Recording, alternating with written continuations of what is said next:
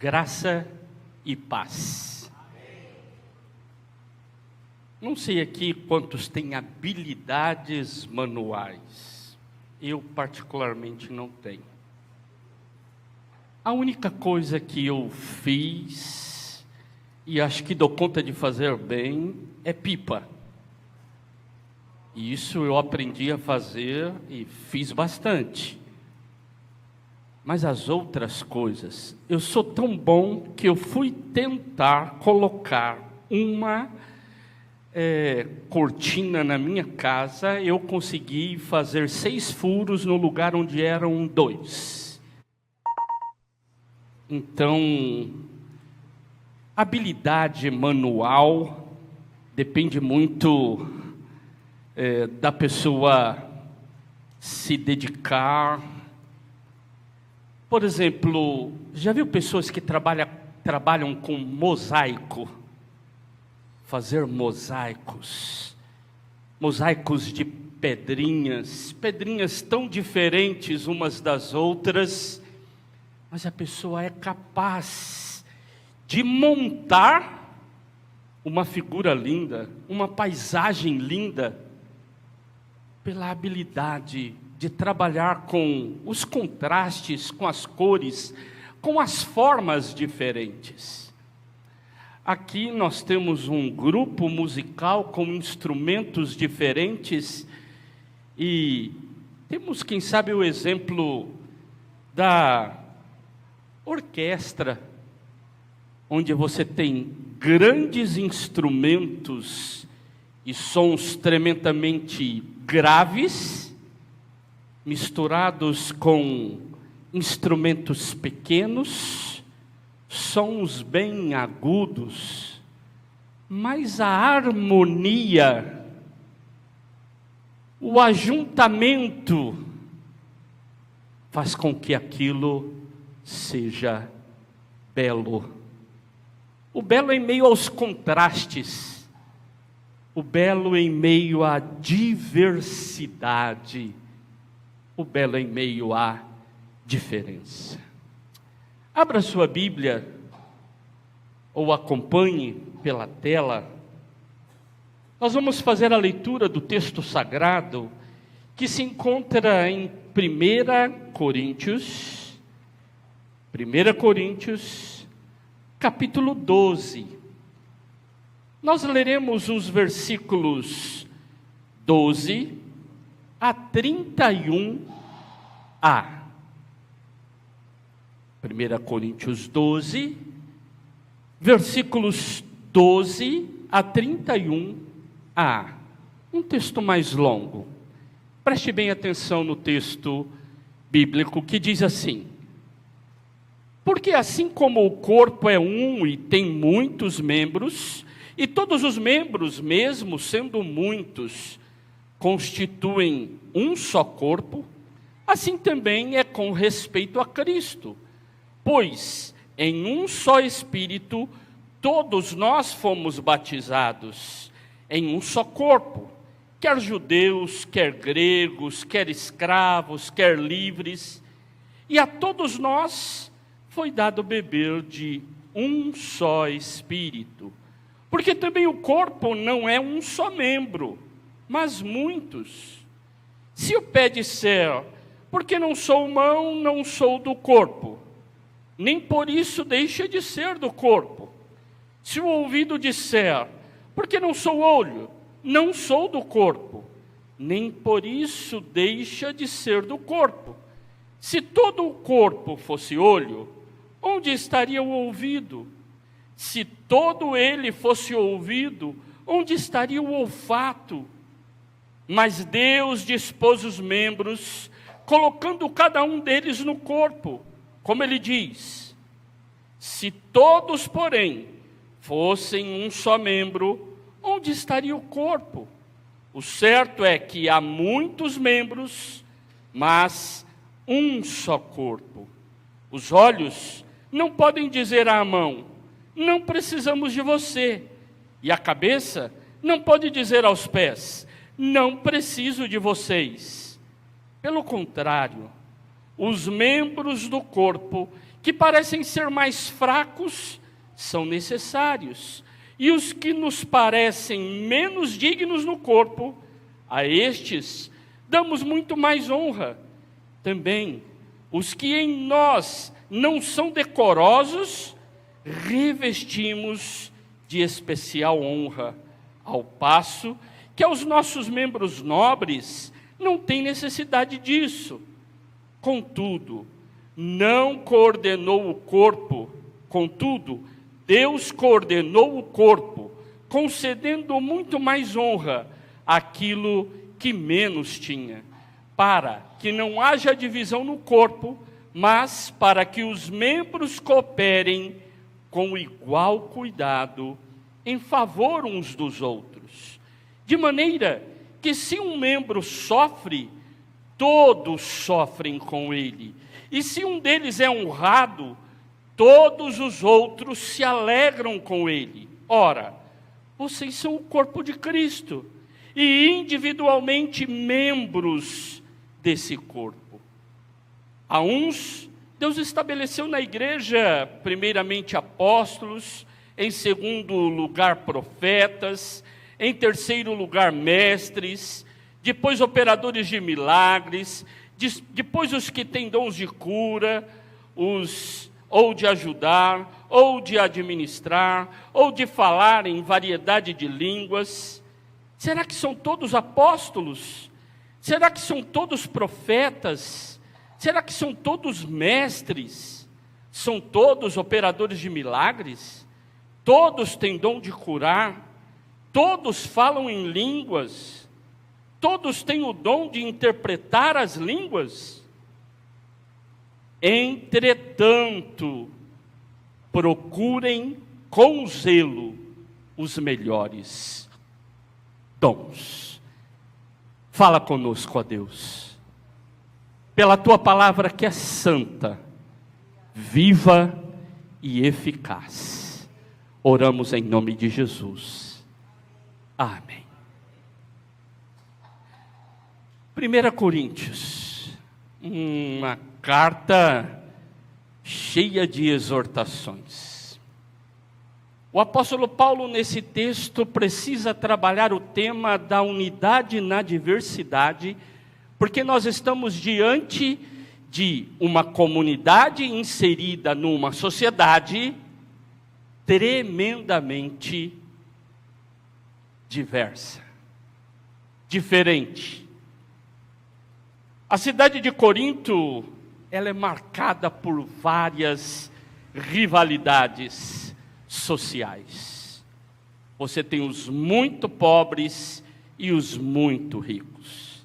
E a igreja refletia isso. Acaba refletindo dentro da comunidade aquilo que vivemos em sociedade. Havia então, dentro da igreja, algumas reinterpretações dessa diversidade. Assim como na sociedade alguns eram considerados mais importantes e outros menos, se traz para dentro da comunidade as mesmas ideias e começa-se a avaliar quem aqui dentro é mais importante. Quem aqui é extremamente essencial. Paulo, então, precisa compartilhar com a igreja sobre a importância de todos e inverter esse raciocínio de que os poderosos são os mais importantes. Quem se expõe mais é o mais importante. Quem está à frente é o mais importante. Paulo, então, vai usar a analogia, a comparação da comunidade com o corpo humano. Nossa, como Paulo foi criativo. Não. Paulo usou o que era comum em vários textos não bíblicos. Por exemplo, bem antes de Paulo, lá os filósofos, antes de Sócrates, já comparavam a comunidade como um corpo. Antes um pouco de Paulo, Sêneca fala do Império Romano e usa o exemplo de corpo. Essa ideia de falar de corpo para uma comunidade, para uma sociedade, não é de Paulo, mas Paulo teologiza. Paulo dá caráter teológico a essa comparação. Paulo então vai dizer: nós como comunidade, somos corpo, mas não qualquer corpo. Aí ele teologiza: nós somos o corpo de Cristo, e por ser esse corpo de Cristo, nós precisamos de zelar ainda mais pelo seu funcionamento. Paulo está tentando corrigir os comportamentos da comunidade, a comunidade que vive contradições com aquilo que fala e aquilo que vive, com aquilo que prega e com aquilo que acontece no cotidiano.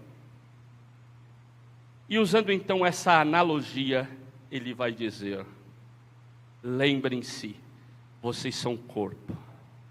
Corpo tem membros diferentes, então aprendam a conviver com as diferenças. E lembre-se que essa diferença é que traz a funcionalidade do corpo. Um monte de mãos não é um corpo. São um monte de mãos. Agora, um corpo, ele é composto de vários membros. Pode faltar um, pode faltar outro. Pode ser que a gente tenha algumas dificuldades de mobilidade, mas continua sendo um corpo. E um corpo cheio de membros diferentes.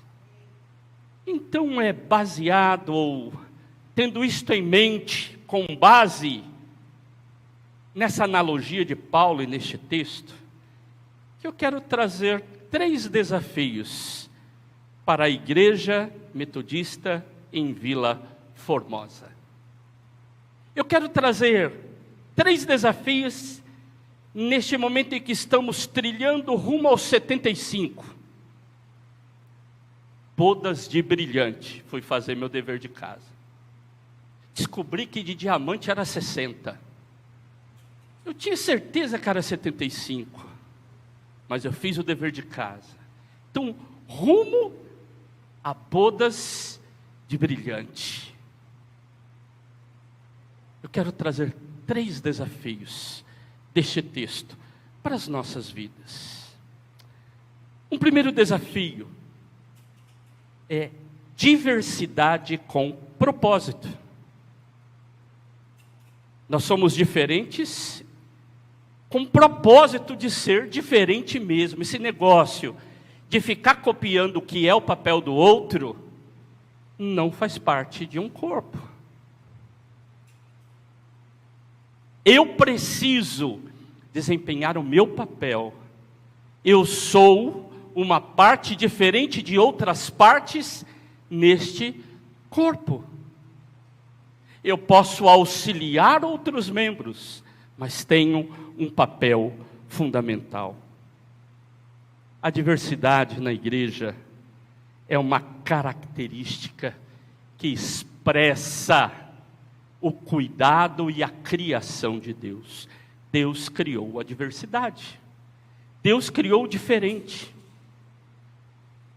Num passado, a gente achava que precisava de ser todo mundo igualzinho um ao outro. Por isso, quem liderava queria pessoas que pensassem no aspecto da liderança como ele. Infelizmente, tem gente que ainda pensa assim. Mas a liderança atual aprendeu que se eu tenho 10 líderes que pensam igual a mim, não preciso de nenhum líder. Porque um só já basta. Agora, quando eu tenho líderes que têm papéis diferentes, pensam diferentes, constroem possibilidades diferentes. Aprender a lidar com a diferença, mas com propósito, com clareza, sabendo somos diferentes mesmo. Por isso, Paulo vai tratar desse tema dizendo: somos muitos, muitos com papéis diferentes. Cada membro, função diferente. Agora, a fonte de onde vem a vida é a mesma. Então não é o papel que importa, é a vida que está neste membro. É ela que a torna, ou que torna o membro parte real daquele corpo. Então não é imitando o que o outro faz, ou achar que aquilo que os pés fazem é melhor que aquilo que as mãos, ou que o olho faz é melhor que o ouvido. Não, é entender, eu sou importante. Somos chamados a celebrar a diferença. E é nessa diferença que o corpo se desenvolve e cresce. Fala-se muito em crescimento. Eu quero falar, de fato, precisamos pensar em crescimento da comunidade de fé. Crescimento dos espaços onde nós estamos. Mas a pergunta é: será que temos uma leitura de crescimento mais ampla? Ou só a ideia do quantitativo? Não significa que um grupo de pessoas muito grande o torne um grupo coeso. Pode ser um ajuntamento de muitos sós. Não é assim o centrão de São Paulo? Uma multidão de gente sozinha? Não basta ser muitos. Precisamos de ser muitos, sim. Não basta a gente também ficar falando, não, precisamos de crescer em qualidade. Qualidade é importante, sim. Um crescimento qualitativo. Mas também é importante um crescimento orgânico, funcional, relacional, ligação dos papéis de cada um dos membros. Por isso precisamos de pensar no nosso papel, fazer ele com zelo, no desejo de que o corpo cresça. Temos utilizado os nossos dons na plenitude daquilo que temos possibilidades? É uma pergunta retórica, de reflexão. A gente precisa de se avaliar. E nós só avaliamos quando paramos para refletir. Pensar na nossa força. Então lembre-se, primeira dica, primeiro desafio, diversidade com propósito. Tenha clareza, sou diferente e naquilo que sou diferente, quero fazer o meu melhor. Este é um dos meus propósitos para este ano. Segundo desafio que esse texto pode nos trazer, e que eu trago à comunidade, é vulnerabilidade e dependência. Nós não gostamos de falar de vulnerabilidade. Não gostamos de tratar do tema da vulnerabilidade. O texto que o reverendo Edivaldo leu, um dos textos onde Paulo diz assim: passei, vou usar uma palavra que a gente usa no um perrengue. Mas sabe quem que estava comigo? Vocês. entender que existem fragilidades. Essa teologia de que nós sempre ganhamos e sempre estamos por cima é equivocada, é mentirosa. Somos seres humanos, estamos debaixo do mesmo guarda-chuva que toda a humanidade. A diferença não é que somos melhores que ninguém, a diferença é que temos a graça e confiamos nessa graça para atravessar os tempos difíceis. Reconhecer a fragilidade. Agora é fácil falar da nossa fragilidade. Tadinho de mim. Tem gente que é PhD em autocomiseração. Tadinho de mim. Tadinho. A pergunta é: e a fragilidade do outro? É isso que Paulo chama a atenção aqui. A fragilidade dos meus irmãos. Como é fácil colocar peso na vida dos outros. Como é fácil querer ler o outro a partir de nós. Eu sou mão, eu pego isso aqui com tanta facilidade. Por que ele é pé e não pega desse jeito? Por que será? Eu sou um olho, ou os olhos estão enxergando também. Por que o joelho não está vendo isso? Por que eu quero avaliar o outro a partir de mim, sem entender as suas fragilidades, as suas possibilidades, quem ela é? Por isso entender a vulnerabilidade de alguns membros. E olha que Paulo aqui vai então tratar dizendo: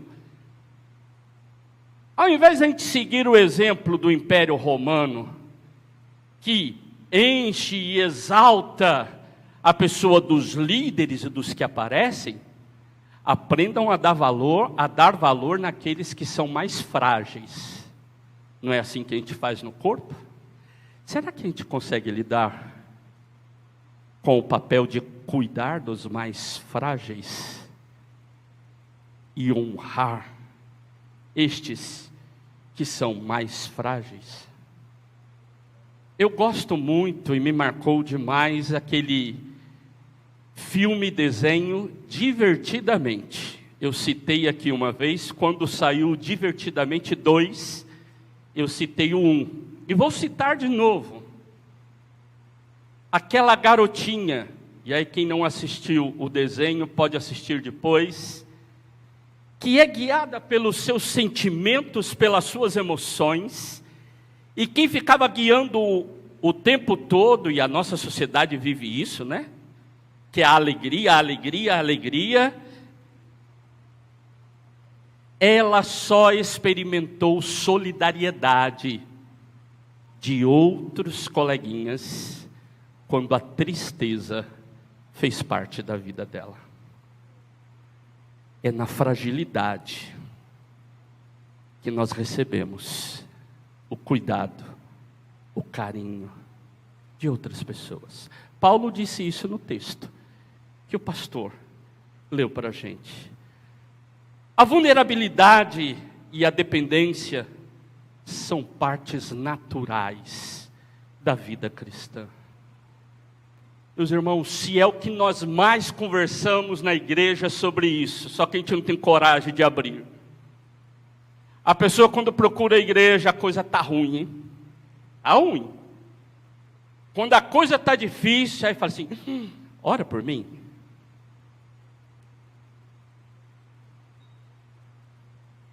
A vulnerabilidade, a fragilidade é um tema presente.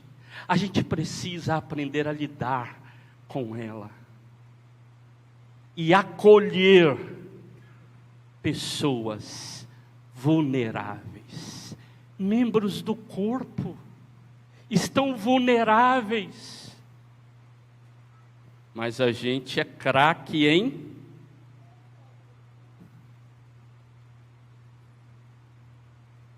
A gente gosta muito de copiar o levita e o sacerdote que passaram perto do homem que estava com problemas. O texto bíblico diz que eles passaram de largo. Tem gente que pode atrasar a nossa vida. Tem membros que podem atrasar a nossa vida. Eu não quero isso. Não. É a grande oportunidade de sermos igreja. São os frágeis que precisam de ser honrados.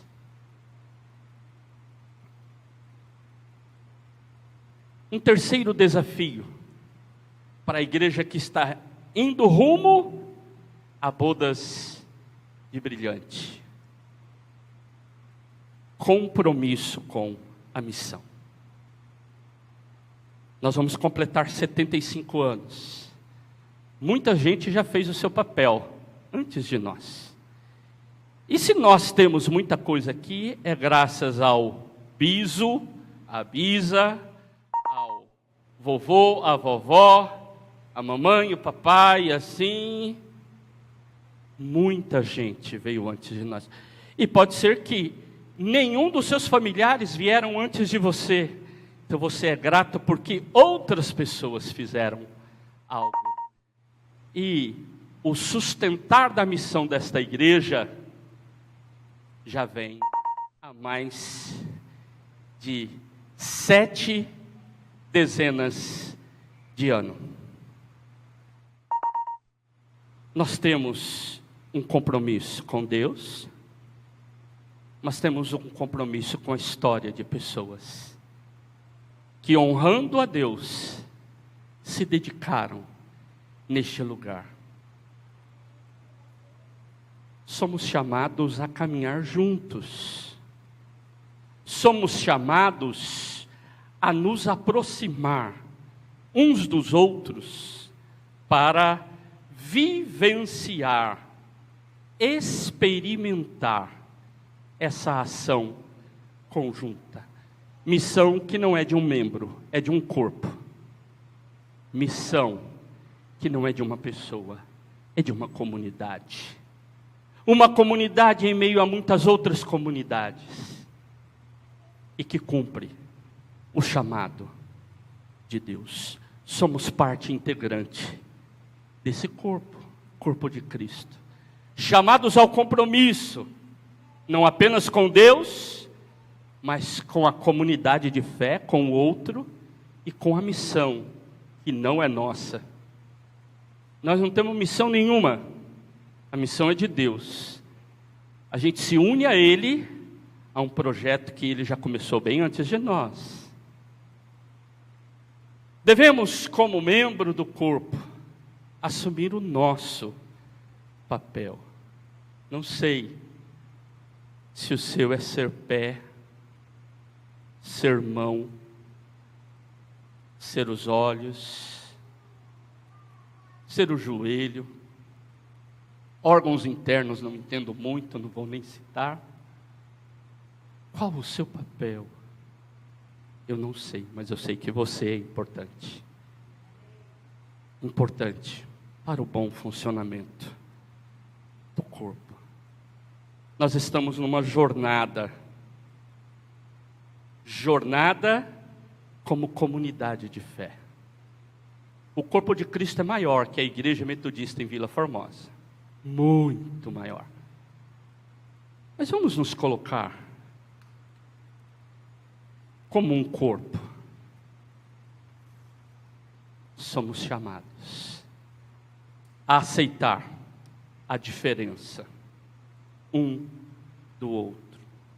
Somos convidados a entender essa diversidade com propósito. Clareza, meu papel é este, vou fazer o meu melhor. Entender a vulnerabilidade e dependência. Entender que temos um compromisso com a missão. Bispo Adriel, há muitos e muitos anos atrás, escreveu uma lição de escola dominical, eu nem lembro onde, acho que foi ele mesmo, que usava a seguinte expressão: precisamos aprender a orar de olhos abertos. Precisamos aprender a orar de olhos abertos. Eu quero te convidar a um momento de oração. Quero te convidar a se colocar em pé e juntos orarmos. Mas nós não vamos orar fechando os nossos olhos. Eu quero te convidar a uma oração, que é a oração com os olhos abertos, que é uma declaração de fé e não um pedido a Deus, que é um compromisso uns com os outros. Nós vamos então, numa só voz, dizer assim: recebi um novo coração do Pai, um coração regenerado, um coração transformado. E aí, no momento específico, nós vamos declarar numa só voz: somos corpo.